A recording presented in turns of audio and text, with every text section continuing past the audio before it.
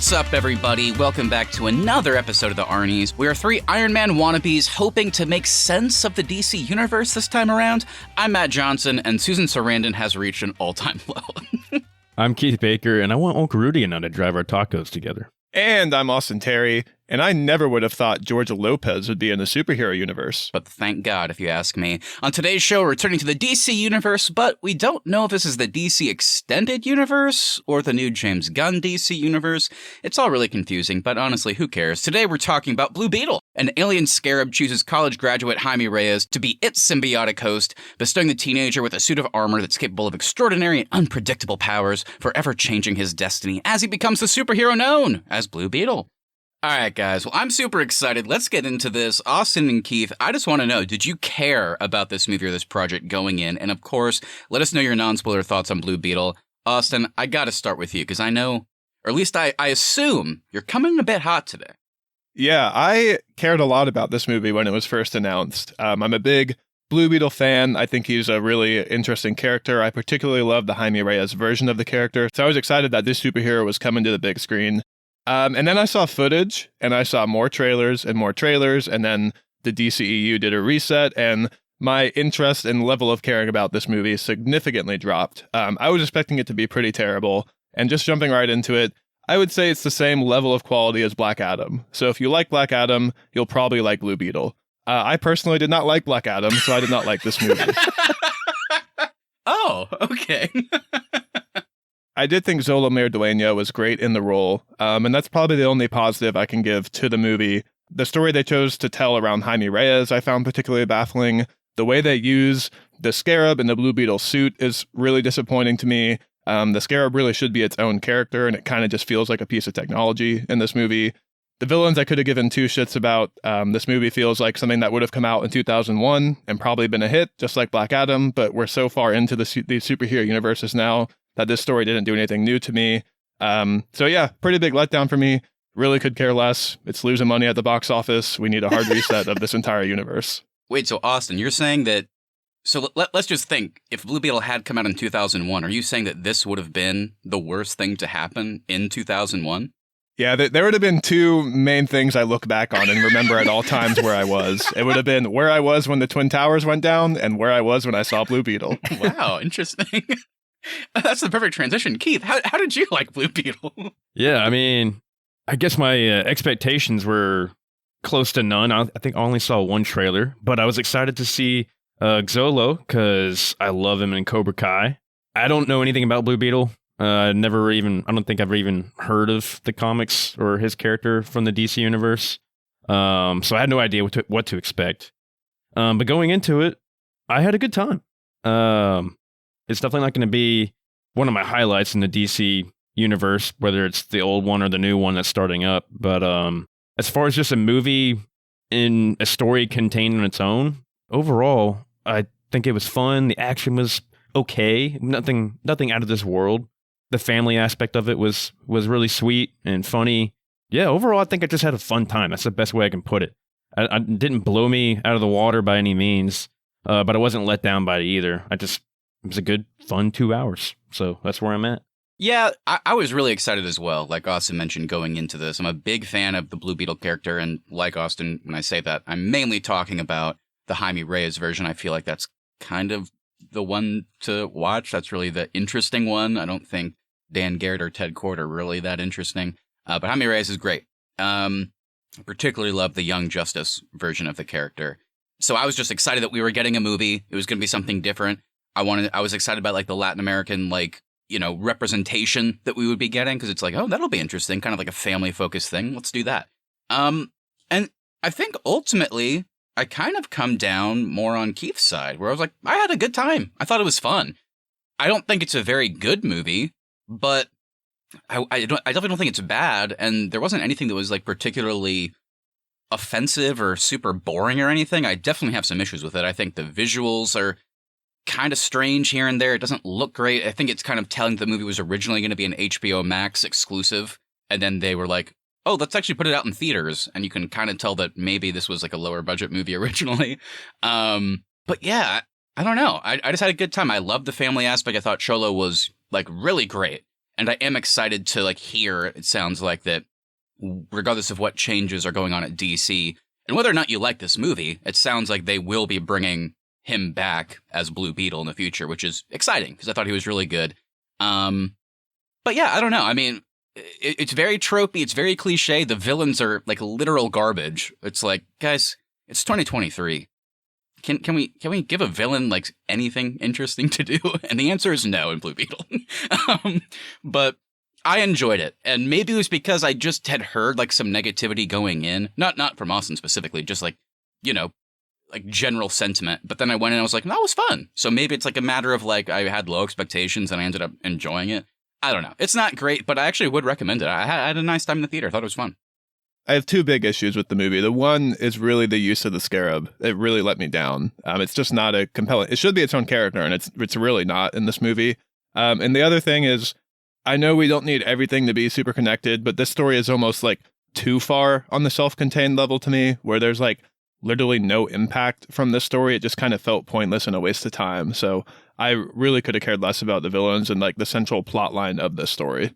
Yeah, it's interesting. When it comes to being connected, like the one thing I like is that this isn't a Flash scenario where it's like the main villain of that, I guess, is like some version of Zod that we've seen before. I like that this one does stand on its own, if only because that means we can kind of fold aspects of this into James Gunn's version going forward. Like if, you know, they were talking about like the Henry Cavill Superman or the Ben Affleck Batman, then maybe it would have been weirder later. So maybe in the future, this will be a blessing that this one kind of stands on its own. That being said, kind of removing that and just thinking about this is technically supposed to be part of like the larger DC universe. You are right. It's like, okay, I mean, this really doesn't connect at all. So yeah, I can understand, like, is it too self-contained? I don't know, but I think in the long run, we'll be happy that it was. And you guys both called out, like, the family involvement and things like that. I thought all those characters were fine. They were kind of borderline annoying for me. Every time they were on screen, I was like, particularly Rudy. Like, I've never been a George Lopez guy, and so I found him, like genuinely grating in this movie. Like anytime he was on screen, I was like, oh my God, can we do anything else with this character or this time in the movie? How dare you? Austin, no. Rudy was one of my favorite characters in this movie. Oh, I thought he was hilarious. I loved it. I do hear you that, I mean, of course the family does get grating at times. I do think that was intentional, in terms of like what he's going through and all that. But yeah, this is kind of the perfect segue into spoiler territory because Keith and I are going to be on the pro George Lopez side of things, and Austin is clearly going to be all by his lonesome in the con side of it, which I can't co-sign. But anyway, everybody out there, we have some varying opinions on Blue Beetle. It sounds like Keith and I would recommend you go see it. It's a fun time in the theater. Could you wait for it to come out on streaming? I think absolutely. You'll still have a good time. Austin, what's your stance? Is there any reason to see this one in the theater for you, or just wait or not see it at all? There's no reason to see this at all. I would say instead, go watch Young Justice and read some Blue Beetle comics. Okay, well, I mean, I agree with that point at least. That last point there. But all right, everyone, so there you go. Those are our non-spoiler thoughts. I don't think there's too much else to talk about without spoiling anything. So go see Blue Beetle, and then come on back and listen to the rest of our thoughts. Or, as always, you guys know lately I've been trying to decipher, should people go see a movie or not before they listen to the rest? I do think, regardless of the fact that some of us liked Blue Beetle and some of us didn't, you can just not go see it and keep listening, because there's not any crazy spoilers. Your experience won't be ruined by knowing what happens. So let's go ahead and get into it, guys. Let's get into the spoilers. I will see you in a sec.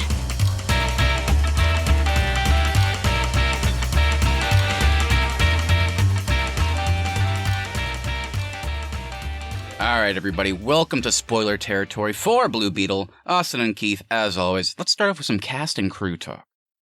All right, so Blue Beetle is directed by Angel Manuel Soto, who's a Puerto Rican director, most well known for Charm City Kings. This is actually his first big budget film. It's written by Gareth Dunnet-Alcocer. Our score for the film is composed by Bobby Krillick, and of course, based on the Jaime Reyes versions of Blue Beetle, created in 2006 by Keith Giffen, John Rogers, and Coley Hammer. All right, and going into our cast, we got Xolo Maridueña as Jaime Reyes, Blue Beetle, Bruna Marquezine as Jenny Cord, Belissa Escobedo as Malago Reyes, Raul Max Trujillo as Carapax, Damien Alcazar as Alberto Reyes, Elpidia Carrillo as Rocio Reyes, Adriana Barraza as Nana, Becky G as Kajda, the Scarab, and we got Susan Sarandon as Victoria Cord, and my man, George Lopez's Uncle Rudy. All right, guys, there's a cast and crew. Any positives, any negatives? What do we got? Yeah, I'm going to give a big fat negative to the writing, particularly of the movie. I thought it was going to George. I got scared. Mainly just with particularly how they wrote the Scarab. I've harped on it in kind of our non-spoiler section, but the Scarab is literally an artificial intelligence in this movie. There's no sense that it's its own being. There's no sense that it belongs to this other alien race called the Reach. There's no sense of any of its motives. It's basically a tool that Jaime uses. There's no like great banter back and forth between the two.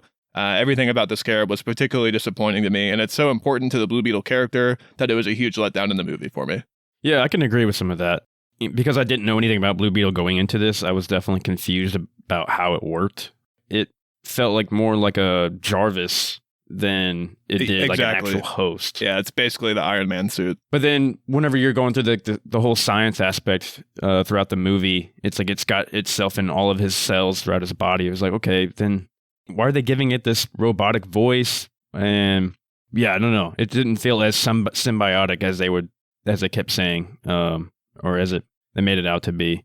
So I'll definitely kind of side with your negative on that. My shout out, I guess I'm just going to go with George Lopez. Easy one. Hell yeah. His Uncle Rudy. Also, you didn't like him, but I thought he really brought the life to this role. And I thought he was hilarious in almost every scene he was in. Yeah, there's definitely some ridiculous moments. We'll get to those. But overall, I thought he was really funny and a good sidekick for Jaime. I hope he doesn't return in James Gunn's DC. How dare you? How dare you? He should be the main character in James Gunn's version, if you ask me. I was telling Keith last night, and we had a good laugh about it, but like no joke, the moment where Uncle Rudy realizes that Jaime has like left and taken his car, and he like the physical acting of him passing out and hitting the bookshelf is like the hardest I've laughed. I don't even know how. I laughed so hard. It looks like he dies. He's like, he took my car and then faints. So good. But, speaking of Jaime, I mean, it's the easy one. I'm going to take it. I thought Xolo was just a great lead. He's not just great in the movie, but he's a great actor. I've loved him since Parenthood, and then you see him in Cobra Kai. I mean, he's great. He just has, I don't know. He's a young guy, but he has great charisma. I love watching him on screen and like watching him come into like a bigger budget movie. I mean, he held it together, you know? Like, I mean, if the guy that plays Blue Beetle sucks and like, I don't know, it's just kind of lame, then that's going to make this movie even worse. Like I already said, I enjoyed the movie, but I'm not saying it's great. I just had a fun time with it. If anybody else had been in this role, I really do think the opinion dropped significantly. I thought he really held it together. He did a great job. And I already said in the non-spoiler, despite my thoughts on this movie, even though I enjoyed it, it's like, I'm so glad that it sounds like he's coming back. In like some new version. It sounds like Blue Beetle will carry over. Will they reference this movie? I don't know. Does it really matter? Who cares? I'm just glad that James Gunn clearly, I think, sees what, he's doing. So I thought he was great in the movie. Yeah, I do agree with that. I did think he was very charming, very engaging, great lead. I am also happy he's continuing on. I hope he gets a better story in the future for this character. And then the other positive I'll give is I did enjoy his relationship with Milagro. I thought they had a great dynamic together, and she was a really fun character. So if she carried on, I wouldn't be upset about that. Yeah, the brother-sister dynamic I thought was really sweet in particular. So, you know what all three of us think of Blue Beetle, but what is everyone else saying, guys? So Blue Beetle received positive reviews and currently has a 76% on Rotten Tomatoes. The site's critical consensus is, led by Xolo Maridueña's magnetic performance in the title role, Blue Beetle is a refreshingly family-focused superhero movie with plenty of humor and heart. On the other hand, the tropey nature, visuals, and third act did receive criticism. The movie cost $104 million to make. It has made $25.4 million so far, with more of the opening weekend still to go. But this probably does mean that the movie needs to make around $210 million just to break even, and I don't think that's going to happen based on what we're seeing so far. Kind of continuing the unfortunate trend this year that the DCEU is having of losing money at the box office with Shazam 2 and The Flash. Luckily, though, this one is not as fucked as The Flash, which they just announced this week lost almost $300 million for the studio. So this is a much lower budget movie in comparison. It cost 1/3 of The Flash. So I think we're in okay hands. I don't think it's going to make the money back, but at least it's not going to lose the studio crazy money or anything. I wonder if they regret tying themselves to Ezra Miller so hard. Maybe they should have cut bait and gone with a different star. Probably. This movie costing over $100 million is also pretty insane to me. I mean, we talked about Talk to Me last week. Yeah. Cost $4 million and looks insanely better than this movie does. So what did they spend their money on? Was it just George Lopez's salary? Austin, how dare you? George Lopez would never be so bold to take that money, although he probably did. But it is a good question, and I was thinking about Talk to Me in relation to this, because it's like, yeah, this one cost $100 million. I think the Blue Beetle suit looks genuinely like fucking awesome, but pretty much any other visual effect, I feel like using the word cheap sucks. I know all these like artists are like rushed to make this happen, but it doesn't look good, and it costs like $100 million. So it's like, yeah, I'm kind of with you. Like, where did the money go? It didn't look great or anything. They had a lot of time. Like, they've been working on this. It's not like this was a rushed Marvel movie. Like, this has been in production for 2 years. So they really should have been buttoned up on the visuals. So I guess it kind of brings us back to COVID times for a sec, Austin, as someone that was the least hot on the movie. Do you think if this had maintained the original strategy of being an HBO Max, like straight to release, does that make you like it more? Do you think it kind of suits that? Do you care about the visuals much in that sense? Like, I guess I'm asking, do you think this should have gone to HBO Max, and would you have liked it if it had? I don't think so, because the visuals aren't what's driving my dislike of the movie. The general story is why I don't like the movie, and that's not going to change regardless if it's on my TV or in the big screen. Yeah, and I think that's kind of good to know for people going in. I ultimately don't think it would have mattered where it had gone. All right, guys, let's go ahead and get into it. Let's get a little bit deeper. It's time for our roundtable discussion, the main part of our show where each of us brings a point or two that we want to kind of spend more time on. So, guys, where should we start today? So we touched on Jaime a lot in our cast and crew section. It sounds like we're all pretty positive on Xolo's performance and also his portrayal of the character. I do want to pull in the Scarab into that conversation. I've shared my views on how it's used in this movie. Matt, I particularly want to know, since you're a Blue Beetle fan, what were your thoughts on the Scarab and the relationship with Jaime, and then Botho as its own character as well? Yeah, it's an interesting one. I think thinking about it as a fan of Blue Beetle in other media, I think it is lacking for sure. Trying to look at it as how it's used in just this movie, kind of removing myself from that, I think it's okay. It's not great. It's not super interesting. I don't think it's bad. I do like kind of how they do come together at the end. Like, it's almost like the Scarab kind of gets on board with the whole, like, we got to save the family no matter the cost or whatever. And I loved when they were like kind of speaking to each other at the end. I thought that was fun. But yeah, there's not a lot there. I think the most disappointing thing that regardless if I was a fan or not, and I'm curious on your guys' like specific position on this, the thing that really sucked to me is in this movie, they had opportunities to kind of, I don't know, maybe build on this or evolve it, and they really didn't. It just feels like the entire time, even when Jaime is like not in control versus when he is, it doesn't feel like he's really doing anything. It's just like the Scarab falls on this guy, right? So he has this power, now he can use this suit, but it never feels like he's in control of what he's doing. Like, yeah, in like the third act at the end, he's like, give me blasters, give me blades, but it's like, he's not doing anything in there. It just, the entire movie, it just feels like the Scarab is doing everything. And I think at times the choreography looked kind of cool. I liked how like he moves in the suit. Like, there were some really great moments, but it just never feels like Jaime is doing anything, which is unfortunate since he's our protagonist. And it's like, I don't know how you solve that. Like, I'm not saying like he should be like a martial arts expert or something, but it just never feels like he's doing anything. Even Iron Man, like in his suit that people are comparing it to, like, I mean, he is in control of what he's doing. And this one, it's definitely less so, which is kind of disappointing, especially once you get towards the end where all this crazy shit's happening. It's like, he's not really doing much. He's just saying, give me a blaster, give me a gun. And then it feels like the Scarab's kind of doing all the rest. And Keith, I'll pull you into this now too, as someone who's not a Blue Beetle fan. The really kind of interesting and scary thing about the Blue Beetle character is the Scarab is this piece of alien technology that comes from a different alien race, and it has its own agenda. And it's now fused to your body, it's in your cells, it can knock you out unconscious and take control of your body and go and do stuff without you knowing about it. There is this like really kind of scary dynamic that both Jaime and the Scarab have to come together on with this character and come to a common ground. The Scarab has its own motivations. And so did I expect them to get into all that in this first movie? Of course not. But I did expect it to go further than just a piece of tech that has like an AI voice in its head. So would you have been more interested if they had spent more time delving into the Scarab itself and where it comes from? Or were you happy with kind of the surface level info we got in this movie? I think we probably could have got a little bit more, especially with like the relationship with the Scarab and the technology that Cord was trying to use for military purposes or whatever. That kind of got lost for me really quickly. I thought it was cool that it took over all of the cells in his body. It is going to protect him whenever he needs protection, but also he can use it too whenever he wants to.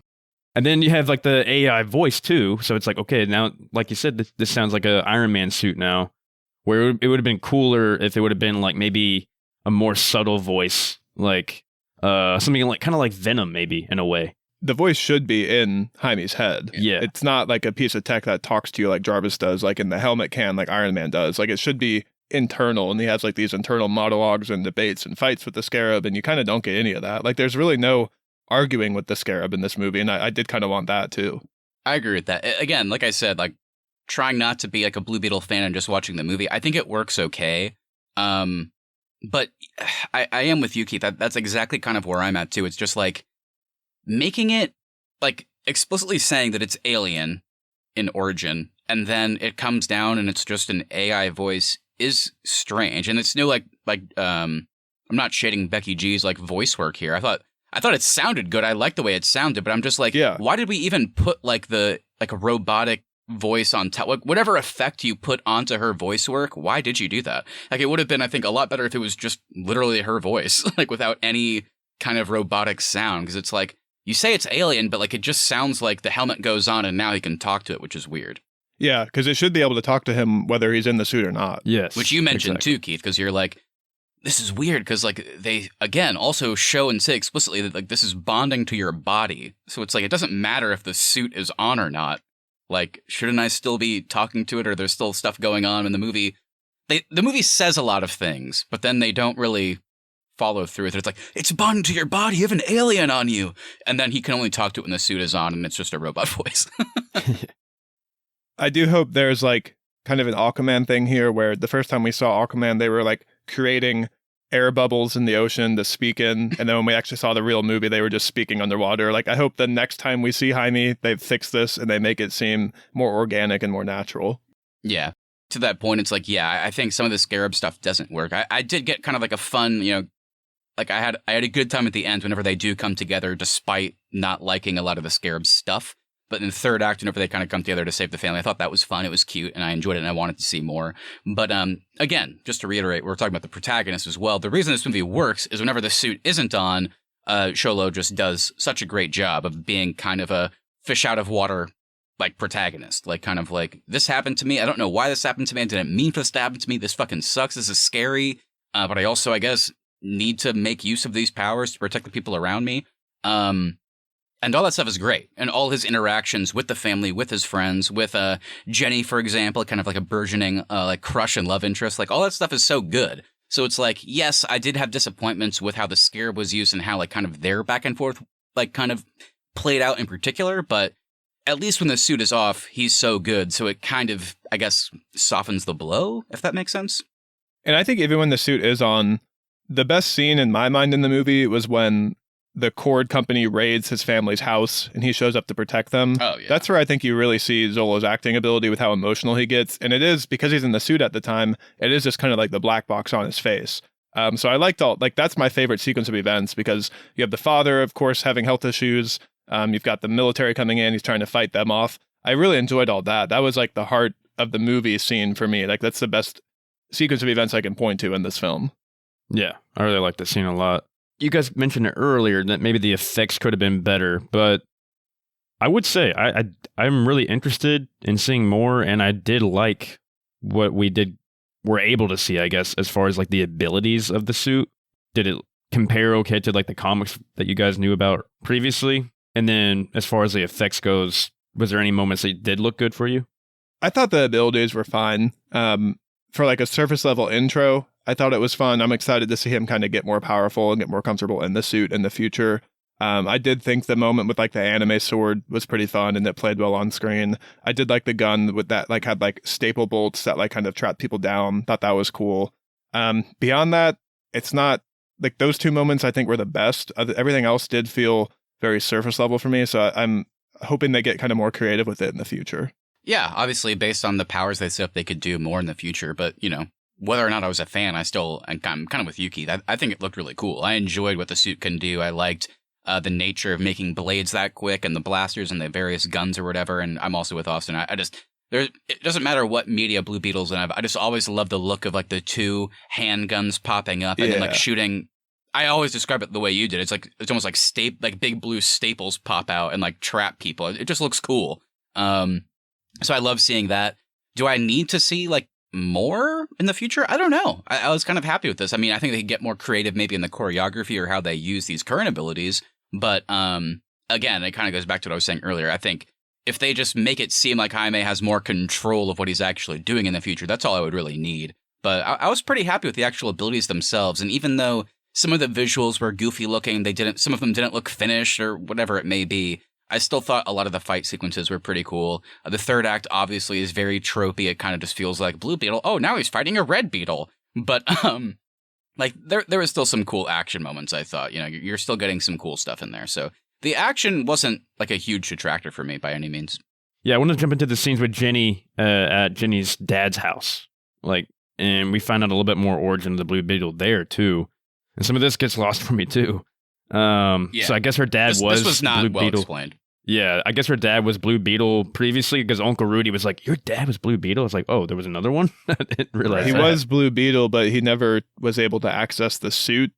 So he dressed up as Blue Beetle and fought crime, but he never actually was able to unlock the suit because the suit didn't pick him. Well, that's kind of the weird thing when it comes to comics and like the DC lore is like in 2006 when they introduced Jaime Reyes, it's like he is Blue Beetle, but we're going to do something a bit more literal where it's like an alien scarab falls on him and it's like a beetle type vibe.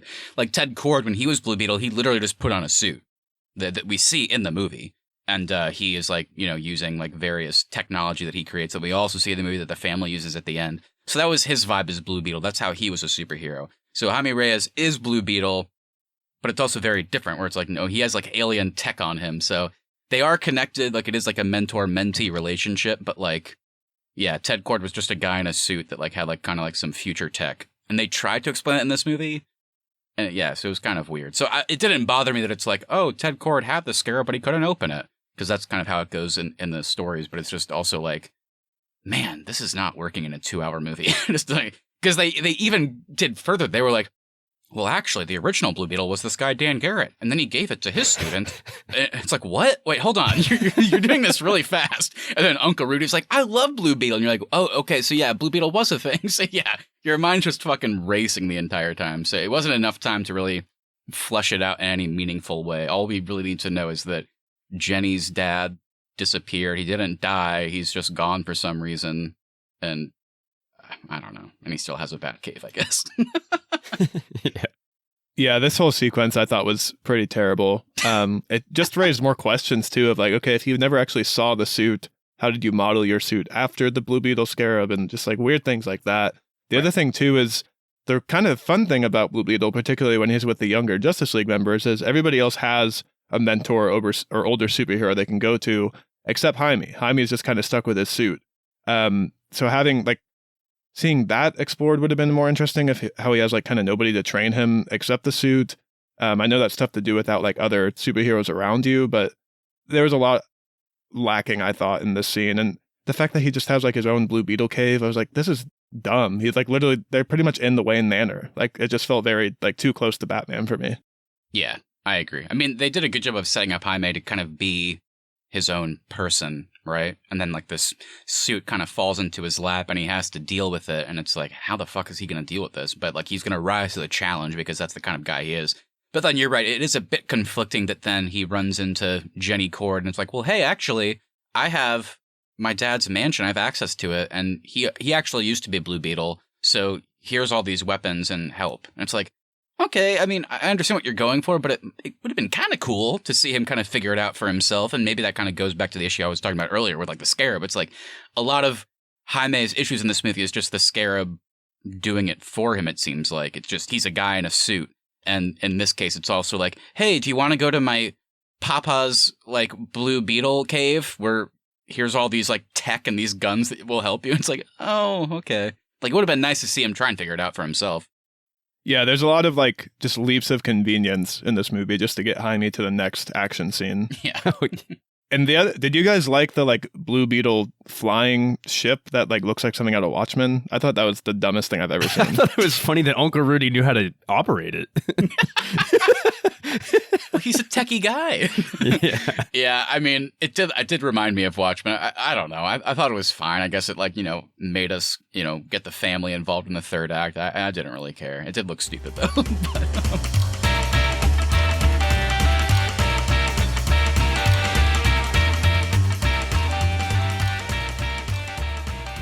We're kind of talking a lot about like the family, whether it be kind of like the goofy scenes, the convenient scenes, or like the action, how they get involved or whatever. But it sounds like a lot of people, myself included, would consider the family as a whole to be like a fun thing to focus on in a movie like this. A little bit of a different vibe, which I enjoyed.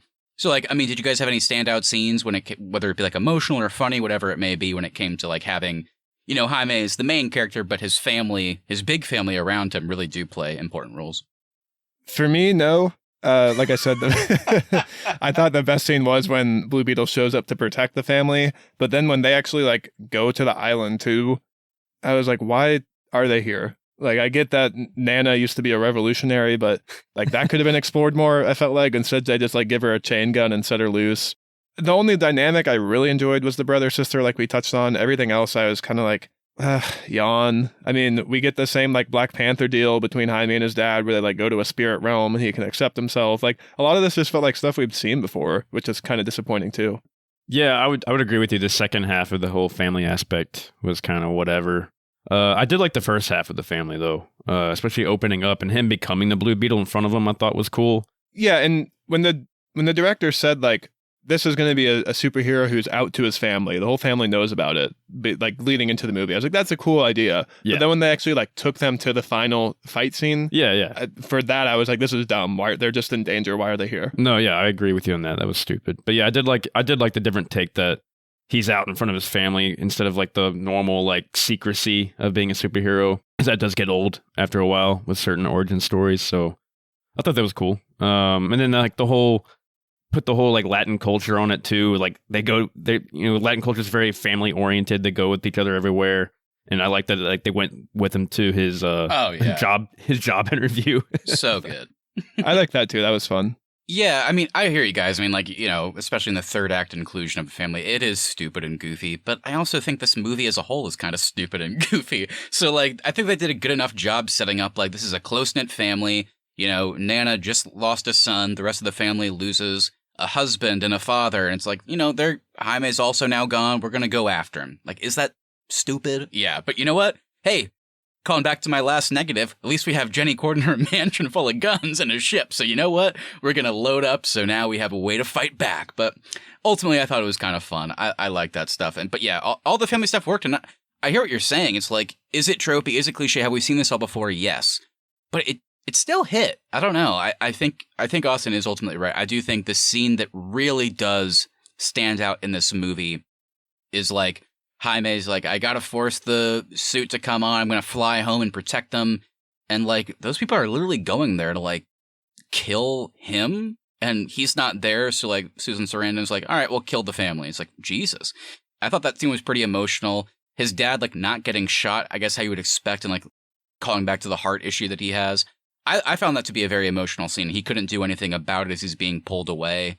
And then going to like the spirit realm and the Blue Beetle realm. It's like, yes, we've seen this exact scene before, but I still found it very, emotionally impactful. And it did hit me. And maybe it's just because you had two great actors there acting beside each other, but all that stuff worked. And I'm not like trying to argue that like it isn't like roll your eyes like cliche, but I don't know. I just think focusing on the family ultimately worked for me, even though the scenes aren't like anything like, whoa, how new. It's just, I did find myself getting a bit emotional. Like some scenes were hitting me. So I enjoyed that stuff. And I think the reason why it stands out to me more as a negative is because the raid scene on a Latin family felt new for the superhero drama, because it's kind of addressing like immigration raids on Latin families. And so that felt new and unique, and that actually hit home for me. But then to follow it up with a cliche spirit scene that we've seen a million times, like took away from the impactfulness of the actual raid scene. That's fair. I could see that. I mean, the movie, I guess I will give it props because, some of the scenes are to make you laugh, but also I think to unsettle you. And I think it worked in both senses for Keith and I. But this movie does like address, I think, kind of blatant like racism from white people in particular in a pretty good way. People are calling him Jamie, even though he keeps saying what his name is. You have the Harvey Gillian character playing, I don't know what he's credited as, if he's credited as like Dr. quote Sanchez, end quote, but like, Victoria Court just keeps calling him Sanchez. It's like, Jesus, that's not my fucking name. And I keep telling you what my name is.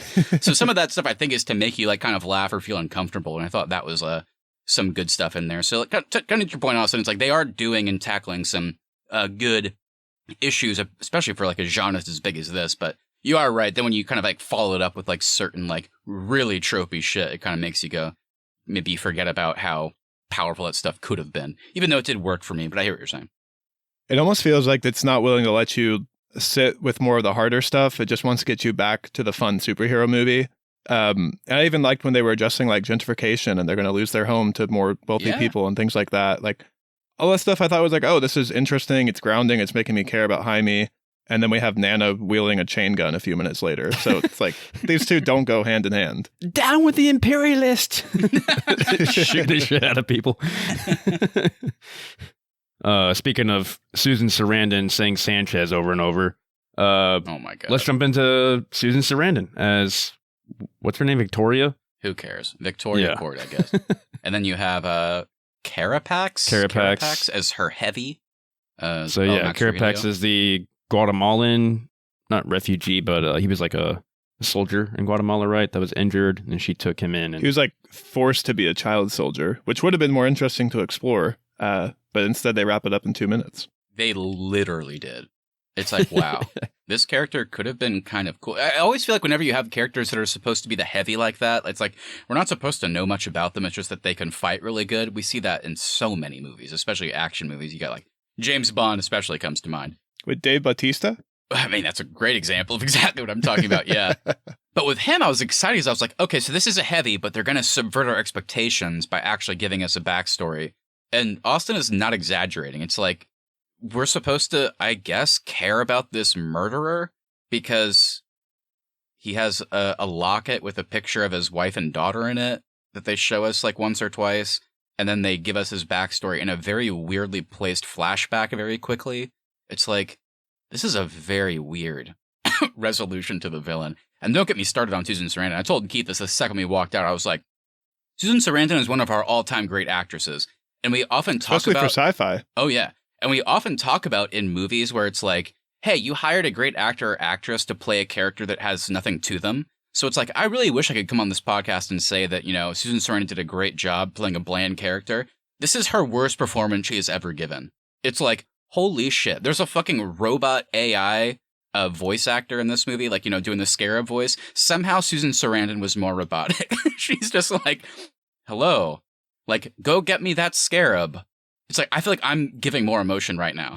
It's like, kill them. She was horrible in this movie. Jenny, your father, he was a coward. He took this company down. I don't think it's worth spending any more time on the villains because this is about the amount of time the movie spent developing the villains. It's everything wrong with superhero villains. It's tropey. It makes no sense. They're over the top. They have no interesting backstory. You don't care about their motivations. Are you doing a Susan Sarandon impression right now? Yes. Anything to talk about here with the ending in the future? I did kind of like to your point, Austin. I like that the director talked about that his whole family knows. It also seems cool that I guess the neighborhood knows, because I mean, he's like putting the suit on and off like around the people in the neighborhood whenever they're coming for the memorial. And I thought that was kind of cool, having their own superhero, so to speak. But I don't know. Is there anything to talk about for the ending or the future that you hope to see? I know it's kind of like a loose situation right now. I am excited that Xolo is carrying on. It'll be fun to see him interact with those superheroes. Even if they keep this dynamic, like keep the side family around, and you have a scene where the Justice League or something has to go get Blue Beetle and the family knows. Like, I could see some fun moments there. I just hope that they do more with this character. They kind of get away from the campy nature of this story and do something more interesting. I do think you could do another Blue Beetle movie. And there's plenty of material with the character that he could carry his own movie and be more interesting. I just hope we don't get like the most stereotypical tropey story again for the second time around like we did in this one. Yeah, I agree. I think the whole family aspect of this movie worked for me for this one, but I don't need his Nana fighting people in the second one by any means. I think we need to see him go on his own and kind of do his own thing. Yeah, we'll see what happens. I mean, like I said, it's hard to say, will they do a continuation to this, or do they just have him pop up? Who the hell knows? To your point earlier, Austin, it would be fun to, for like a sequel, like a natural, I think, evolution would be, okay, you have this scarab, you're bonded to it now. Now you guys have like a close symbiotic relationship, but now the actual aliens of which the scarab is of the, like the origin, they come looking for it or something. They come to Earth to find the Blue Beetle scarab, which introduces like, black or green beetle, whoever it may be. But that stuff could be fun. Who the hell knows? I don't know. I'm kind of with Austin. It's like, even though I like this movie more, I'm just glad that it sounds like Xolo will be back. And yeah, I'd be down to watch a sequel or just watch him pop up in movies like here and there. I feel like, yeah, especially with like the younger heroes, I feel like that would be like a fun dynamic in particular. So, I was going to say the mid-credit scene did nothing for me, really. Had no interest in that. You don't want to see Ted? No, not really. no. Nah, I could have cared less. Because what a weird character. Every character just in this movie keeps saying, yeah, he was given the company. I guess he didn't want it. He still made weapons, though. But he's a good guy. It's like, what? who is this guy? What is he doing? It felt like Ant-Man being stuck in the quantum realm. Like, I'm still alive. Go get my daughter. Where's my daughter? Yeah. And it sucked in Ant-Man. It will suck in this, too. I don't care at all. I mean, is there any casting, guys, that they could give us that would make us go, holy shit, I'm changing my tune. We gotta see Ted Kord right now. Who's the actor you cast to make it work? Javier Bardem? Fuck. You might be onto something. I think George Clooney. Oh, again? Oh, wow. We see him back as Batman and as original Blue Beetle? Wow. Actually, you know what? I think it should be the guy who played Ernie from George Lopez. Holy shit, I love that guy. Okay, you're right. I'm with Keith. We got to get him back in there. Just a George Lopez, like, reunion is really what we're looking for. And if it has to happen in Blue Beetle 2 or 3, you know what? I'm down for it. Like I said, I hope I never see him again. All right. Well, with that is our thoughts on Blue Beetle. But before we close out, guys, we got to do our Arnies Podcast Awards, the part of our show where we take something from the project we just talked about, whether it be positive, negative, or something in between. It's just something that we think deserves specific praise. So, guys, what are we thinking today? I'm going to give the longest elevator ride award. And it's to the scene when Jenny Kord is coming down the elevator with the scarab in a burger box. The fact that Jaime can see her coming down and all the security is looking for her, how'd they miss her? It's the longest elevator ride I've ever seen in the movie. Yeah, it almost felt like she got off one elevator and somehow got into another one, maybe? I don't know. And then there's like an escalator. Time. Like, who designed this building? I don't know. I guess her father. Ted Kord, played by Javier Bardem, I hear. I'm going to give the Big Dump award, and that goes to Milagro. She took her a nice little break at the house. And that was funny. Took her a nice little doozy. And gets fired for it. Yeah. I think I'm just going to go ahead and give my award for Best Actor in a Leading Role. The Oscar goes to George Lopez. For an Arnies Podcast Awards, I've never actually been able to commission an actual Oscar, but to Austin's, I think, agreement, we're just going to go ahead and give the actual Academy Award for Best Supporting Actor to our friend George Lopez. Thank you for your work, sir. We can start the campaign on our social media. We can email the Academy. We should. All right, well, that's worth our time. All right, well, everybody, thank you so much for listening. If you enjoyed this episode, make sure you hit that follow button so you never miss our upcoming content. Also, if you wouldn't mind sharing us with a friend, we would really appreciate that to continue to grow our show. Please leave us reviews as well. Even if you don't want to write anything, leaving us a 5-star review over on Apple Podcasts, Spotify, or wherever you get your podcasts really does help us out. At The Arnies is our social, and the Arnies.media is the website. We'll be back next Tuesday for another episode. And last week, we talked about an actual good movie in Talk to Me. It's one of the best horror movies of the year. So if you have any interest at all and you want to hear us talk about that movie, be sure to go check that episode out. And lastly, we want to hear from you, so please send us a message on Instagram at The Arnies or email us thearniesmedia@gmail.com. What did you think of Blue Beetle? Should George Lopez play the wacky uncle in every movie going forward? Anything you say we'll read on the show and react to it live in our latest episode. That's right, everybody. Hope you enjoyed Blue Beetle, and more so that you enjoyed this episode. We'll be back next week. And full disclosure, we don't know what we're going to do next week. We don't know what the topic is yet. So you're going to have like a fun little surprise drop into your podcast feeds. Look forward to that. We'll see you then. See you. Morbius was better than this movie. Fuck you!